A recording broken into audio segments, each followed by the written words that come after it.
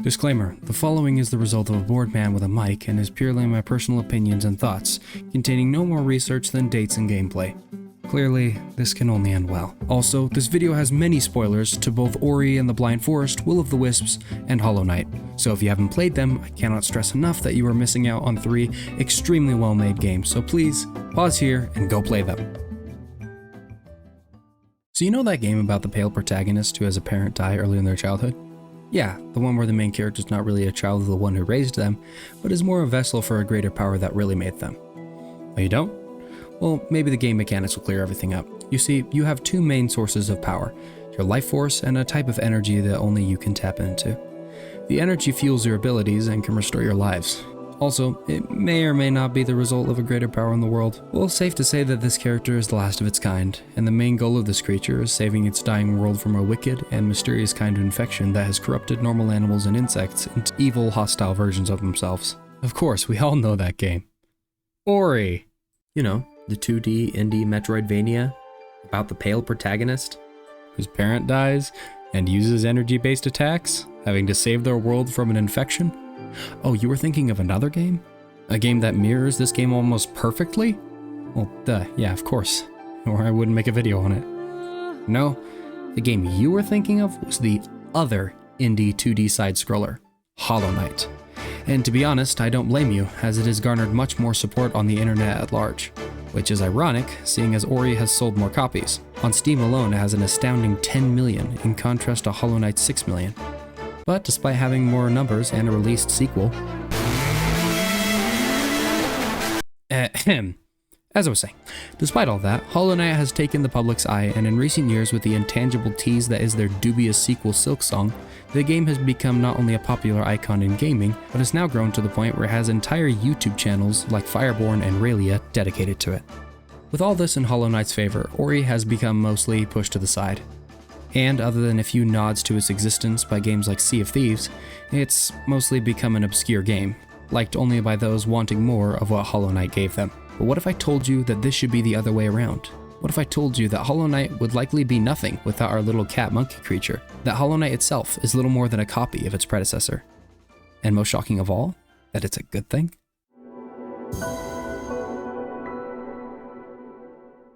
But before we go any further into my reasoning behind this bold claim, we have to understand each game individually, starting chronologically with the first game released in 2015, Ori and the Blind Forest.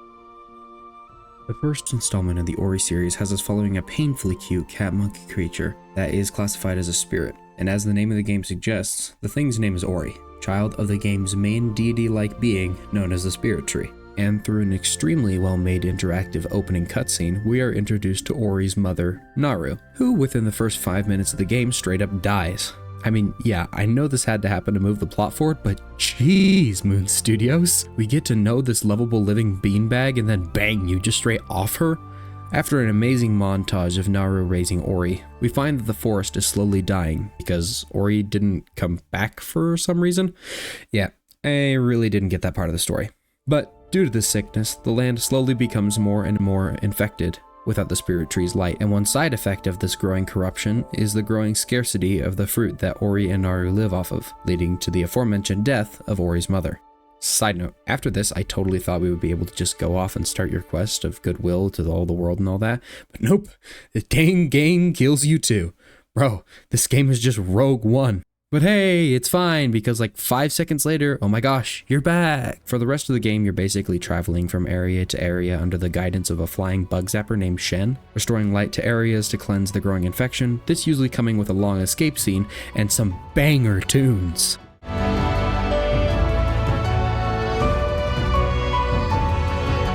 But eventually, you reach the final area where you have your final encounter with the game's main antagonist, Kuro.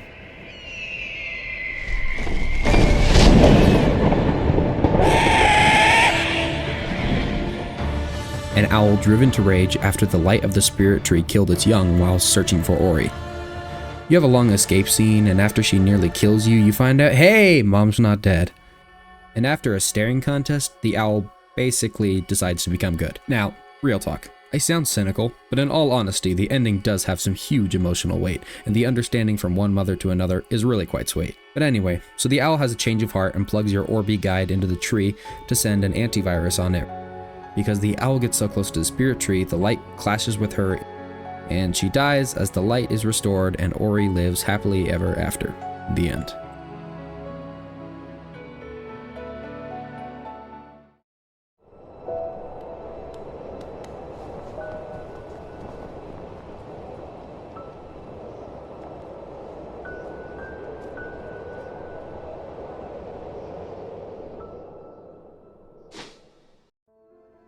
Okay, Hollow Knight's story is both much more complicated and convoluted, and at the same time it is more compact, with the main confusion really coming from the in-depth lore.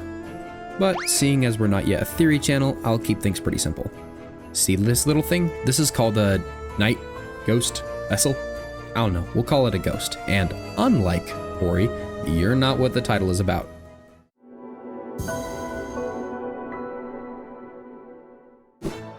The game starts out with much the same goal as Ori. You're here to rid a dying world of an infection. But this game has a beautiful way of showing rather than telling its story, rarely giving outright information, and even when it does, it's through interactions and secret tablets scattered throughout the landscapes you travel through. It is through this intricately subtle storytelling that you find that you are in an old and abandoned kingdom of Hollow Nest. Gosh, Team Cherry was cooking with these names. Basically, the world was once this very complex kingdom, thriving through technology, soaring buildings, intricate design, elevators, and a complex sewage system. And no, leave me alone, leave me alone!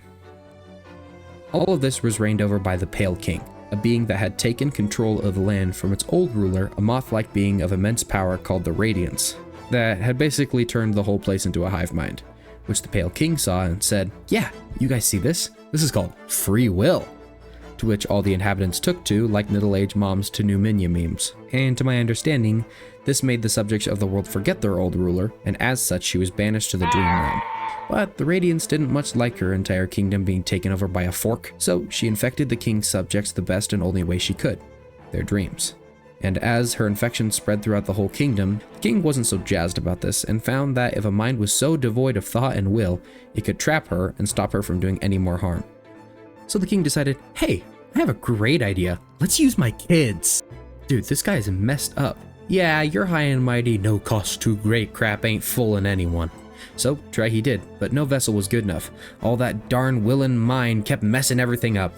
Talk about defective. I mean, you gotta cut the guy some slack. His entire running campaign was free will after all. And I assume it was quite the shift to make something without any. Even worse, after a long time of trying.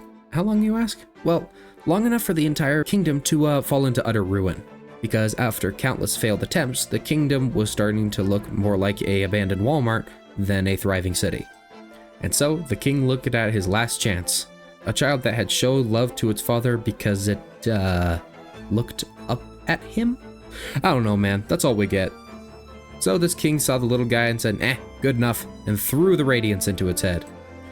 And what do you know? It didn't work. The infection was able to corrupt the vessel, and as such, spread the infection to the rest of the kingdom, with few exceptions. So, back to present day. Your job is to go throughout the kingdom and find 3 dreamers, beings who worked as the locks to the chamber of the Hollow Knight. Yes, this guy's the Hollow Knight, not you. Sorry.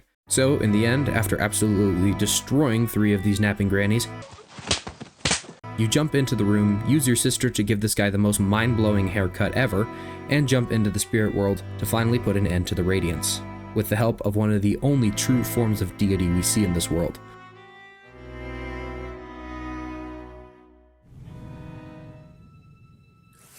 In the end, as with every game, you destroy the evil, restore the minds of the kingdom,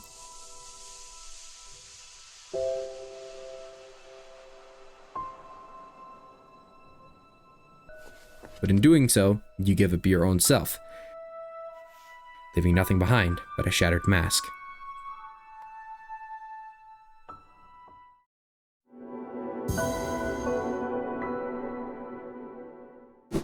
Alright, by this point, you may be thinking, you just described 2 entirely different games. I mean, yeah, they both share in the coloring and a goal to rid the world of an infection, but come on, tons of games have that goal, like Stray and the Zerk, Halo and the Flood. It's not exactly an uncommon plot.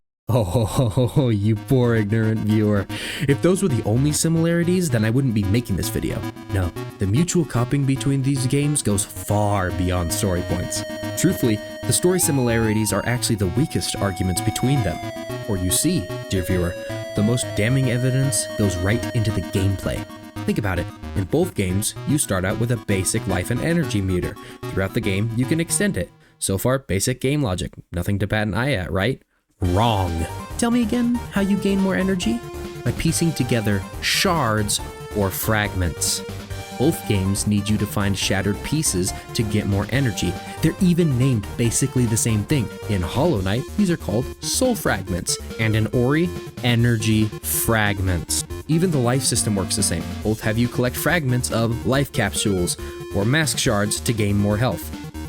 And let me remind you before we move on, that further evidence of this copycat gameplay is that Ori came out 2 years before Hollow Knight. Oh, and it doesn't even end there. Because so far, I've only pointed out how Hollow Knight has copied Ori, but believe me when I say that this isn't a one-way treatment. Allow me to introduce you to Ori and the Will of the Wisps, the second installment in the Ori series and the most blatant showing of outright plagiarism. This isn't even let me copy your answers and change them up a little. This is straight give me the paper and let me cook. The year is 2020. Both Hollow Knight and the first Ori have been out for less than 5 years, and Moon Studios, the creators of Ori, have had time to develop their best game yet, Will of the Wisps. This game is a huge step up from the last one and radically changes how the game is played, through changing visuals, continue the story, and oh my gosh, they added a charm system. For those of you who don't know, one of the main gameplay elements that Hollow Knight sported was a unique charm system. This lets you use charms that you would either find laying around the world or in NPC shops. And equipping these charms would give you some special abilities or enhance the ones you already had. And what do we find in the second Ori game? The same exact thing. There's even a charm that outright gives you an ability from Hollow Knight, letting you gain energy from striking enemies, like how doing the same gives you soul in Hollow Knight. And they're everywhere, because now you can find these spirit shards all around the world. Buy them from... Wait. Oh my sweet radiance. NPCs. It's all so obvious. Yet another nail into the coffin of my theory. Before, the world of Ori had been inhabited by you and a few enemies. Now, the entire world is crawling with animals who need your help, and one of the main quests to help them is to build up a town to add those you've met along the way. Heck, even another YouTuber, Honest Game Trailers. Where they took a glance at Hollow Knight and said, I guess we could do that. Oh yeah, it's all coming together. From a charm system, to new NPCs, even to the addition of bosses and boss-specific themes.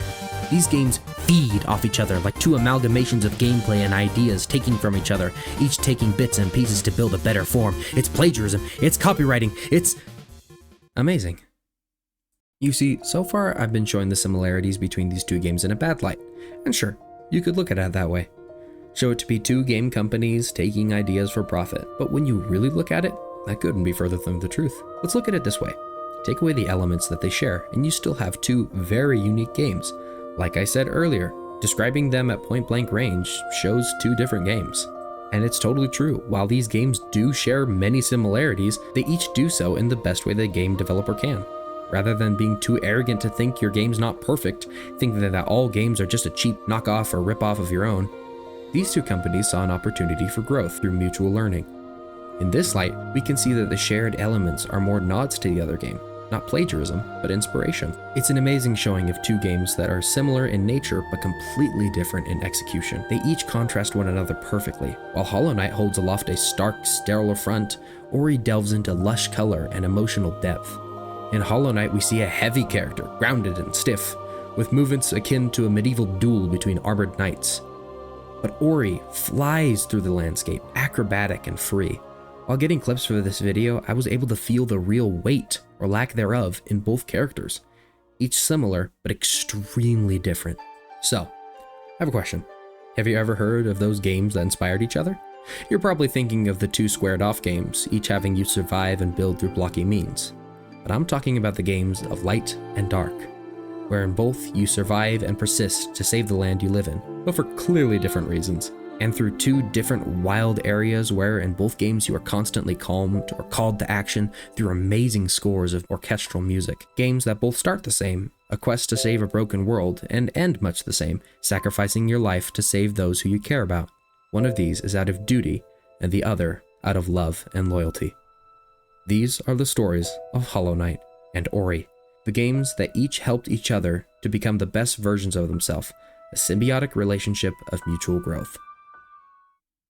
Anyway, that's all I've got for you guys. As always, thank you so much for watching, and I really hope that you enjoyed today's story. I plan on making many more of these, whether it be theories, thoughts, or just basically going over any topic, which if you have any suggestions for more, please list them down in the comments. This is a new channel and we have a lot of space to grow. Lastly, I would like to thank our amazing and wonderful channel artist, Aster for the amazing assets in this video. The characters you see on screen right now, the banner on my channel, all of those were made by her, and she did a wonderful job. Her Kofi will be linked below as she is open to commissions, so please go ahead and support her.